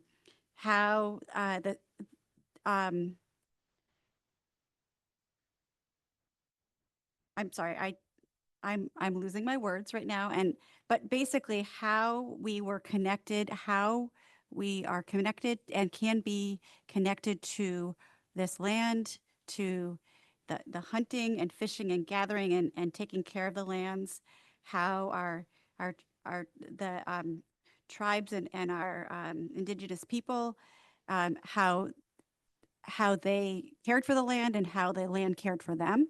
So this is not that I want to step away from anything else but about what this relationship with this place and with this land means, and have our students understand so that they can also acknowledge and learn about some place-based learning of what the relationship can be with the land and how that came to be through the indigenous people. Dr. don't have any Clifford, if I may, Rufus, thank you. I appreciate what you've shared, and I also just want to offer that our students are not a monolith, and there are students with indigeneity here, whether that be students who are indigenous to this region or students who are immigrants and indigenous to another culture. And as Ms. Macaro and I learned last year at the Tribal Educators Conference, the data does not accurately portray tribal identities because of the many identities that a student may have and the ways in which data is limited and the ways in which data collection methods are limited. And so when we say that we, the district, acknowledge tribal land, we're not saying we, the white people of the district. We're saying we, the multicultural, multi-ethnic, multiracial district. And yes, there are statistical majorities, white people like me being a statistical majority in this district, but that is not the only identity for which we speak or to whom we speak when we share this. And so we're really acknowledging that being in relationship with land and people in integrity is our work. It's our work today. It's our work going forward. And it's not about shame or guilt for the history that has transpired, but without recognizing and acknowledging the history that has transpired, we cannot move forward in integrity. Well, sorry, 1 second. I just want to be super clear that, just for transparency's sake, that I was speaking, in the same vein as Director Williford. I was sharing my own experience and my own understanding and how I hope that students engage in that. I wasn't speaking on behalf of the district in that moment. And Director Johnson, what you shared resonated deeply with me. As a person who owns physical, real property in a colonized land, there's an integrity gap there that needs to be reckoned with. And it doesn't make me a bad person or an immoral person. It makes me a citizen of a complex society. I just want to, first of all, I want to honor what you just said. It sounds like this land acknowledgement or the concept of land acknowledgements either makes you feel uncomfortable or maybe not you personally, but just has the potential to make people feel uncomfortable that like something wrong has happened. But and that I totally want to honor that. That is a totally legitimate reaction to land acknowledgements. I also want to point out just the facts of the words on the land acknowledgement itself, which are not really up for debate. It's 3 sentences long. The first sentence is like a history lesson. The second sentence is like acknowledging the human right to self-determination, which I think is not like up for debate. And then the third sentence is an expression of gratitude. So nowhere in there does it say something bad happened. And if an individual interprets that because of either what they learned about history or for any reason at all, like I would go so far as to say that that feeling of what that feeling is where learning happens. And we want people to get out of their comfort zone in a safe way so that they can learn and grow. And if the land acknowledgement does that for people, then I would say it's serving its purpose. And both Dr. Green and I appreciate you said it more succinctly than I'm not doing great today. It's been a long day, a really great day, but a long week. That was my point, was that how the framing of this is. Director Jackson, you're absolutely right. At one point in this conversation earlier on, I was going to say specifically that our data does not show, and we need to make sure that we're supporting each and every one of our students. So thank you both for being more eloquent than I am today. Yeah, I'd like to add that the feeling of incompleteness about the exploration of the earth. When you say things like it was a crime, the water out here was investigated by Juan de Fuca, who was part of the Spanish exploration. We make no mention of that. The the Spanish exploration of the West Coast and the south part of what is now this country was much more significant, much more bloody for a long, long time. And we're not acknowledging that. The exploring the world, finding things out, it seems to me that there is a bias, I guess, about white people for some reason that isn't fair, that is not acknowledging the way the world has been explored and has been conquered, and words like that, that is an ongoing experience. It's still going on today. And the sense that somehow we are guilty is a mistake, I think. Thank you. If I may, I hear what you guys say. It's history. We're teaching our kiddos history, the importance of showing respect. I don't see this as a separate subject because Rufus and I have had many conversations about why is one done and not the other, meaning the Pledge of Allegiance and the land acknowledgement. I'd like to remind the community that the topic for the workshop right now is the land acknowledgement. And If I may finish my sentence. is it When- about the land acknowledgement? Yes, Excellent. when you do one and not the other, you cause that feeling in people. You cause that reaction. I'm trying to explain his reaction because you're showing respect to one but not the other. And that might be where some of those negative feelings are coming from. And the conversations we've had are just that. We don't talk just about the land acknowledgement or the pledge. To us, it's seen as you're respecting one and not the other. So it is kind of the same topic. If you never want to have that conversation, that's fine. There are other people on the board, and hopefully someday that will happen. But your actions, and by doing that and not the other, that I think is where those negative feelings are coming from. That's all I was trying to say. To me, it's an important topic to include. Are there any other comments to be had on the land acknowledgement at this time?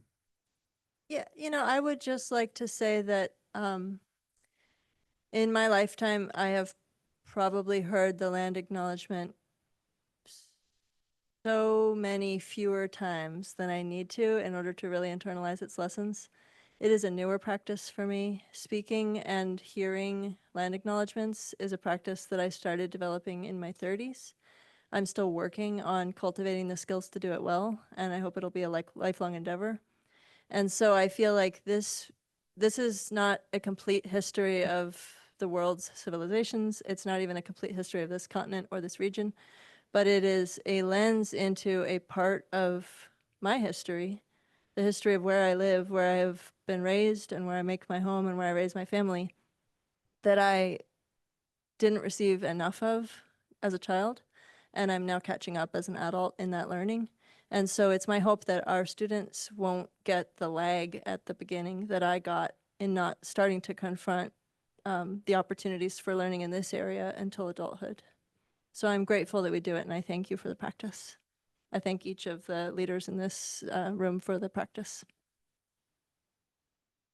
Are there any other comments on the land acknowledgement?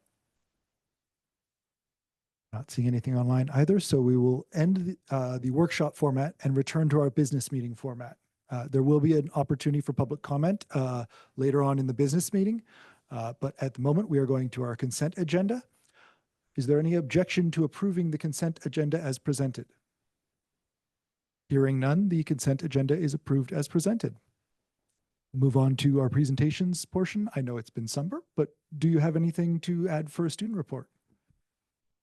Yesterday, our NHS exec board had its first meeting. And so I had the privilege of seeing the school for the first time, and it's looking amazing inside. And I think it will be definitely a change for students, but I think it's something that will be a positive for the future. Excellent. Thank you. We'll now move on to public comment. Do we have anyone signed up for public comment?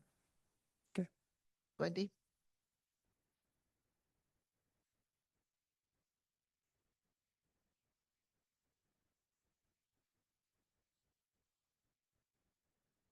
Okay, so I had a conversation with Ms. Clifford after the last meeting.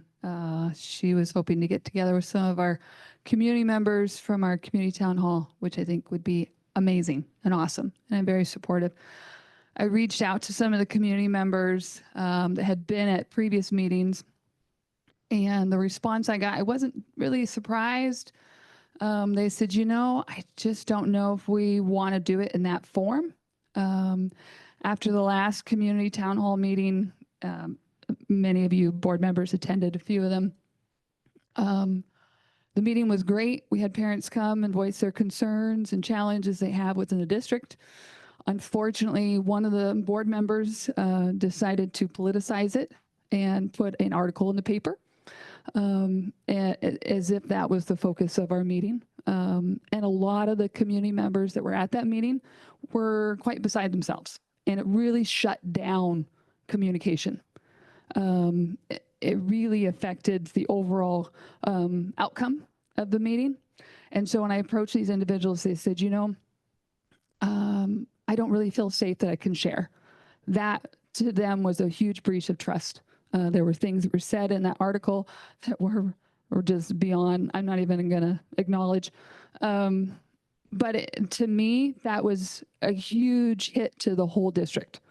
We had opened up a channel of communication. Board members had come and heard concerns and issues within the district that parents have been facing. For whatever reason, parents don't feel they can come here and be heard. And so that was an outlet for them.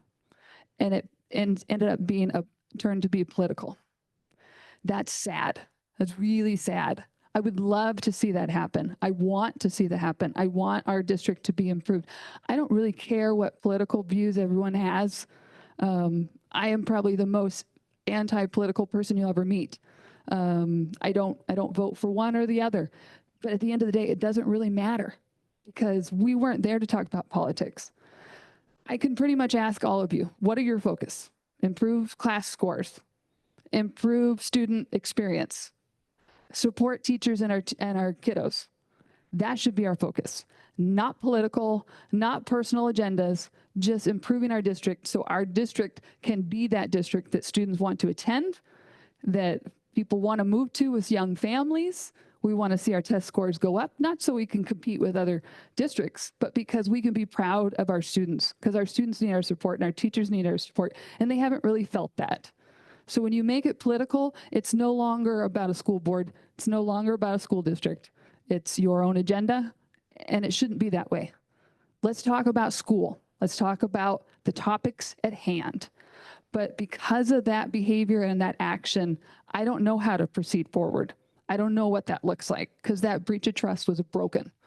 All of you people that came, as far as board members, I made sure you were not the target. No one directed their complaints directly at you, that it was a discussion, that everyone felt heard. So I don't know how to move forward. I want to see that happen, but that really, a lot of people don't want to go there right now. So I really encourage you guys in the future to stay focused on what our focus is, which is education, not politics. That's for out there.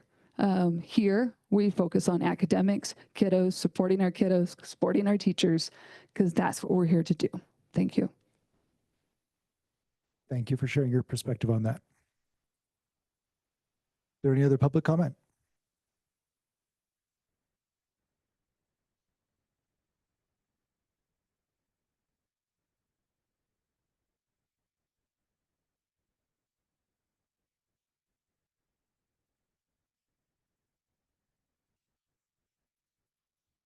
I think it's awfully important being elected. It's an awfully important thing, and each of you has been elected. You've kind of been appointed, but your participation is very, very important.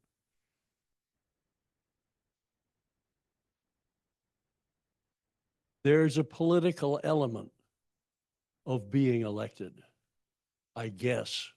I don't think it's necessarily a party political party element. I think it's awfully important that you actively want to have participation, that you want to have discussion, that you are eager to find out what the people in the community that you were elected to represent think and feel. That isn't enough. The way it is isn't enough that way. It's kind of like being stiff-armed. You are elected, but you're still in the process of proving to us that you should be, and that maybe you should be reelected. That should be something you're aggressive about, I think. And I thank you for the time to say that to you.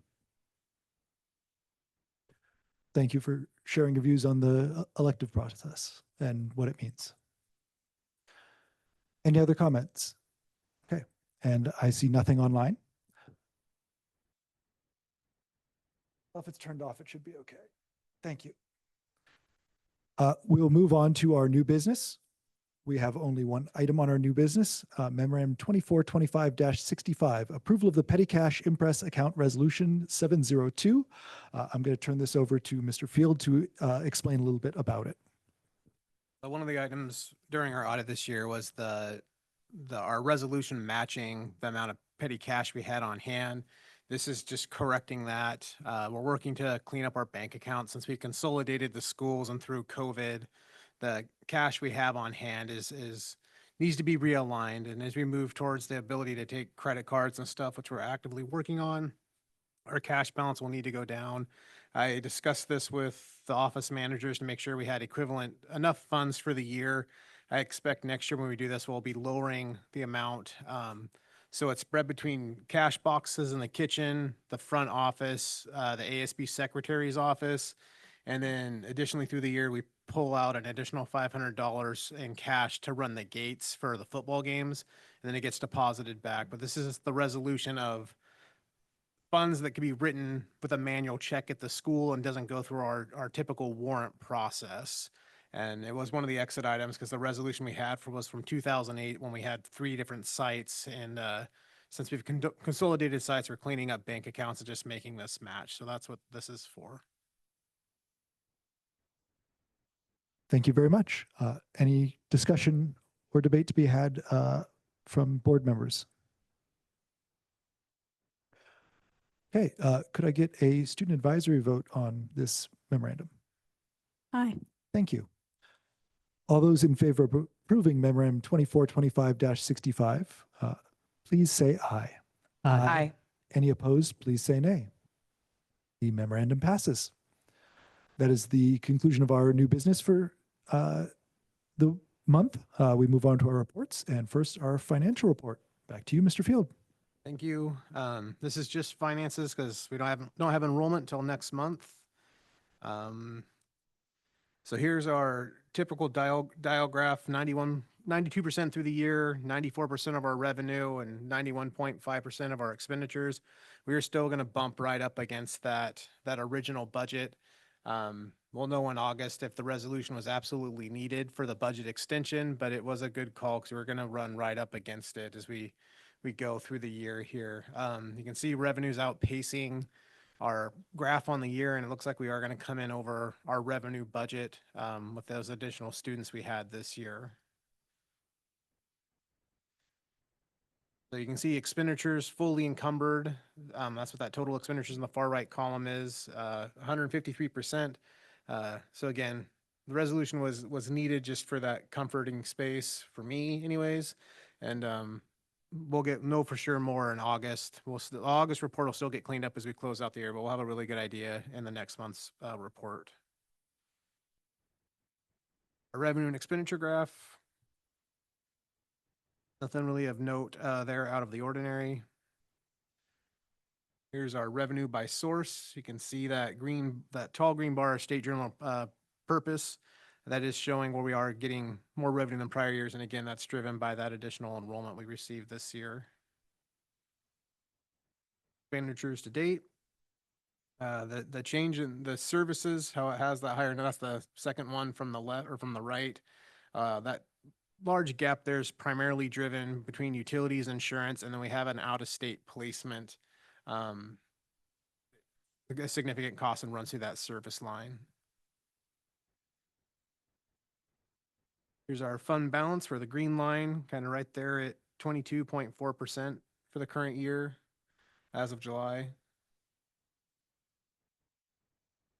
This is the statutory required report here.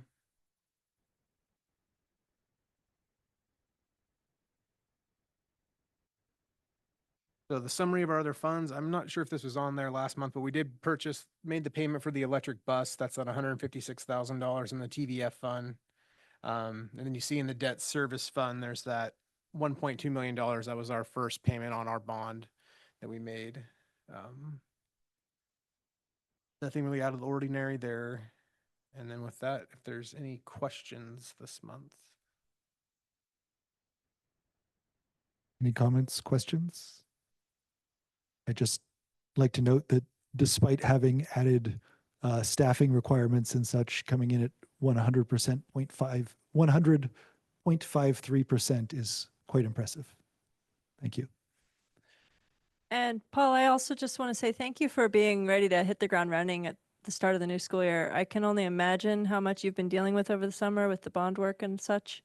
And so to even have a coherent financial report today is an achievement, and I thank you.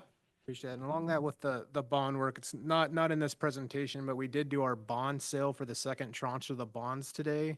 It wasn't the actual sale, it was the initial pricing. We had a lot of interest and we're able to get more favorable rates with how much interest we had. We had about 3.5 times of the orders in dollar value than bonds we had to sell.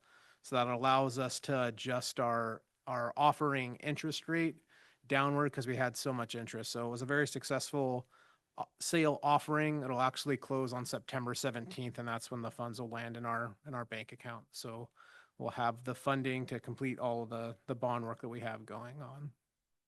Excellent. Great to hear. Thank you. Yes. Okay. We'll move on to our superintendent's report. Dr. Clifford. This just has a similar structure to the last report last month, and we can go to the next slide. There's less meet and greets, but there were reasons for that. We had retreats and we had, which will be on the next slide. So we had a lot of getting ready for start of school and launching our work, but you can see it was about connecting with our local, county, and state, federal legislators. So we made some connections and we're continuing the conversations. So that was really good. So I'm going to move on. And then there's just been a lot of activities and working meetings. And I didn't mention this last time, but I do want to acknowledge that this is a collective group, a collective work representing all of our work. And the things that I list here are things that I have been actively involved in. But I am not the only person doing this work. So you can make some connections based on what our different team members are doing. But we had a great retreat at the beginning of the summer with our administrative team and our folks over at the community center. And we did some work around McKinney-Vento and Readiness to Learn.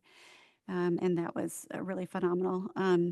We had our orientation, with new staff orientation already mentioned, on Tuesday. Today we had our kickoff, and it was with input from the team and co-planning. I facilitated our training this morning, and so we met our equity, one of our first steps in our work around equity, and we did speak up for at schools.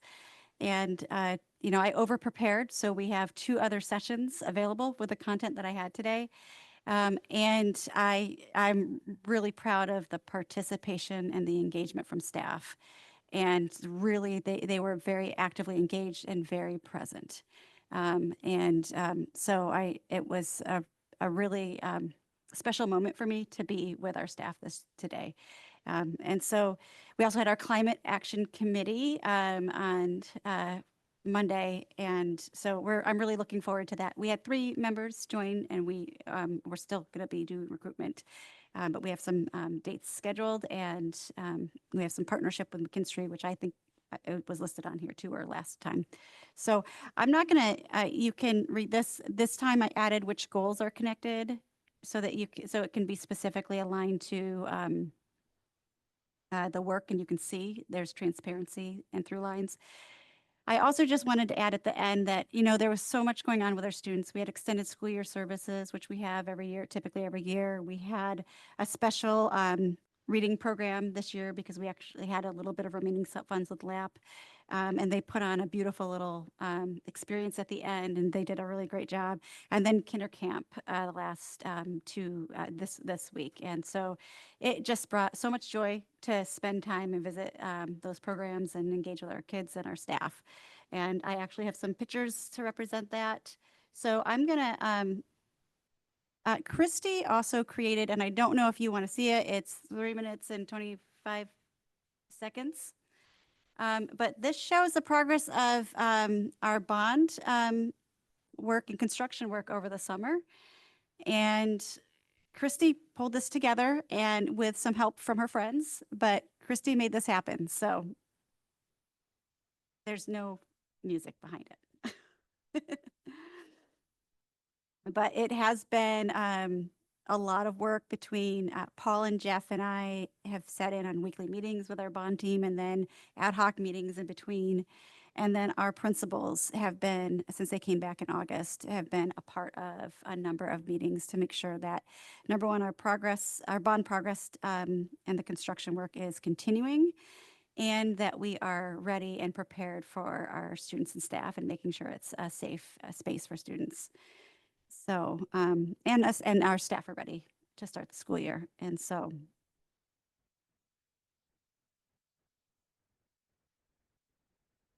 it's really hard to sit in silence. So we've got some before shots here, which is fantastic. Yes. Yeah. There's going to be some before shots, and then there's going to be some pictures of the construction. Right here, you can see the different steps of the construction.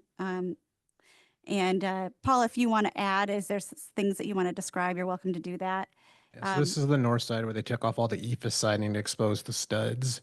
The plastic covering was just weather barrier to keep the rain out, because you could see into the classroom when all that stuff was taken out, because they did the interior and exterior around the windows. The groove stuff that you're seeing there is where they troweled on and glued on the EFIS. They ended up having to grind that all the way down for the new covering that you'll see around the backside. It's the blue paint color is the new air barrier. It's coming up here in a couple slides.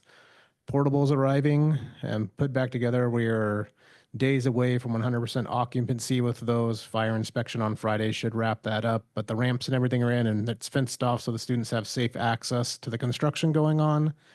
Again, this is around the front.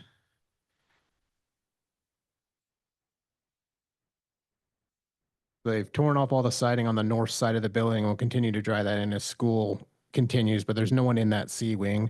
That blue paint is the air barrier for the CMU, the cement block, and that'll eventually be recovered with new stone covering and vertical metal sheeting. That picture just before, this is the temporary admin space that's now in the Cougar Den, because the current admin space is under construction. And this is the work out here at the tearing down the old portables over on the south end of the elementary school that were just weather damaged and beyond repair. We could never put students back in those portables. So they're gone on that picture on the left. And they've taken out the old playground structure, prepping the site for the blacktop, which I believe there's a picture of that here coming in. And then that blue dome is out there. So you can see the new blacktop, and that blue dome is currently out there being constructed as we speak for the rest of the week. And then these are the original renderings from Integris of the high school, middle high school.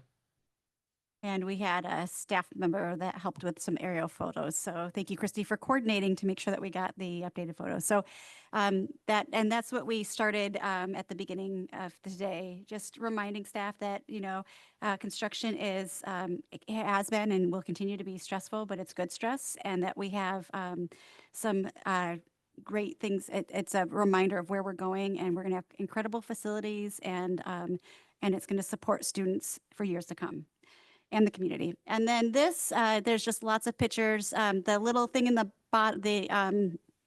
Lego, we had Legos at the centerpieces. They were not that design. They were loose Legos because it represented connection, construction, and the building blocks to learning. And it also gave people fidget toys while we were engaging in some, difficult conversations. And so that was an example of what was built. And then this slide also shows the afternoon staff members working together in professional development at the elementary school, and group teams doing their math audit. This first start of their math audit, and then planning in addition to that. And then the next slide, the next two slides shows you the high school right now. I just wanted to give you a lived experience. This is in transition, and in 2 or 3 days, it is going to be a different look. But they are in, so some of those things are the temporary offices. And some of it was just where people were. We had somebody in the hallway doing emails and kind of doing some planning. And then this is, the top corner is the middle school having our staff professional development in the afternoon. And if we go to the next one, it just shows a couple of pictures of kinder camp. They did great. They did great. And it was the first time that they were in the gymnasium. And even with a little bit of the echoing and the loud noise, the kids really, really, really enjoyed it. And the staff did a phenomenal job, and they had some student helpers. It made my heart sing to spend some time there. So that's my update for this month. Thank you very much. We have space for a legislative report. Director Jackson, I don't know if there's anything to add at the moment, but. Thank you. Yes, I wanted to let everybody know that the WASDA General Assembly, that's Washington State School Directors Association General Assembly, is coming up virtually on September 20th. And I am so sorry I missed the opportunity to participate in a General Assembly in real life, because a day of policy wonking online is a very, and I'm trying to find a polite way to say it's very hard to stay focused. However, it's important. And we have the opportunity to log in as our board's voting member at any portion of the day. And we need not have only one voting member. We can have multiple people sharing the login, so long as our school district is represented only by one voting member at a time. That said, I took a look at I should say I skimmed rather than read completely the very, very, very long packet of information that's going to be discussed. I don't believe that there are any recommended positions that are antithetical to our board's mission and vision or our general direction. I don't think that anything highly contentious will come up or anything where our perspective will tip the scales. I'm more than happy to participate intermittently throughout the day, but I can't dedicate a full weekend day to this activity just because I have such a full life and I have a lot of other competing priorities. So my invitation to each of you is twofold. One, if there's a section of the handbook that draws your attention and you really want to be sure that South Whittier School District's perspectives are represented, please share with me, not for back and forth dialogue, but just as a one-way delivery of information, what you want me to attend to. Two, if you want to be our voting member for some portion of the day, please let me know. Otherwise, I'll pop in for the parts where I feel I have something to share or where a board member has surfaced a suggestion. But otherwise, I may not be glued to my screen. Thank you. And that is September 20th, Yes, as I recall. September 20th. Which is unfortunate because that is also the League of Women Voters Forum on school financing, and Indeed.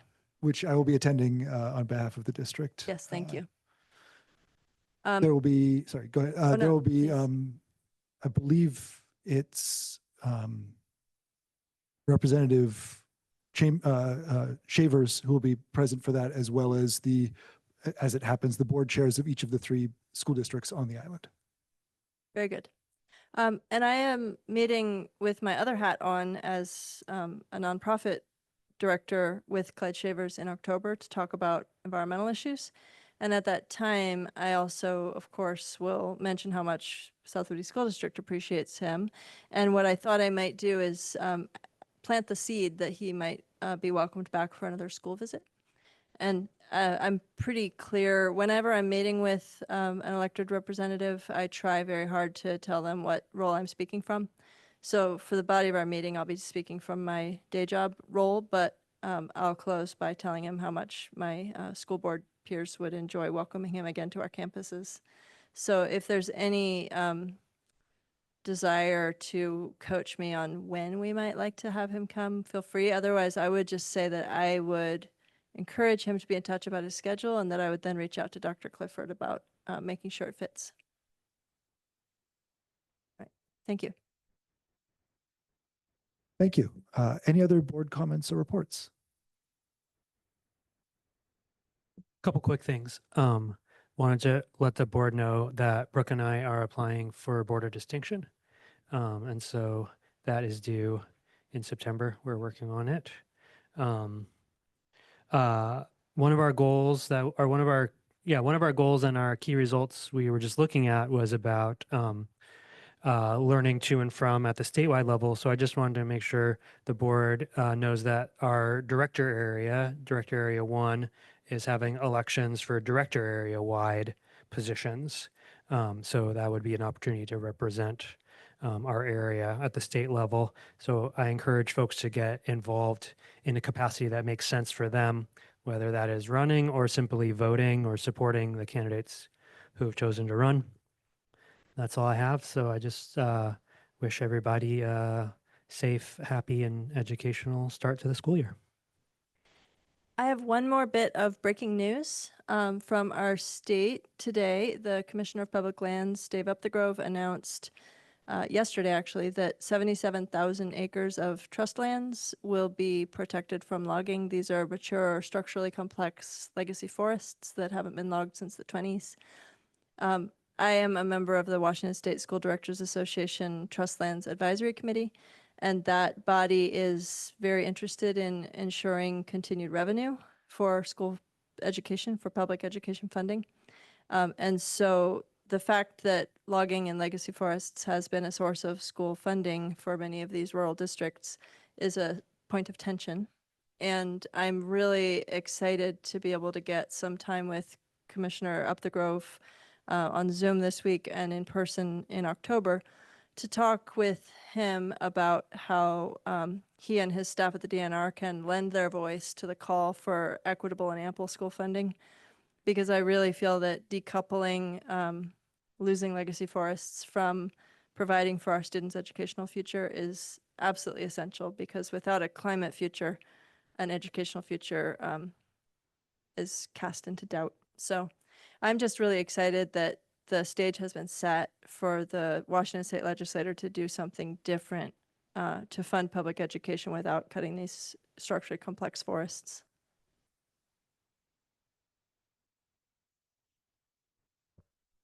Thank you very much. We're about to start school. Here's to a great school year for all students, staff, administrators, families, everyone involved.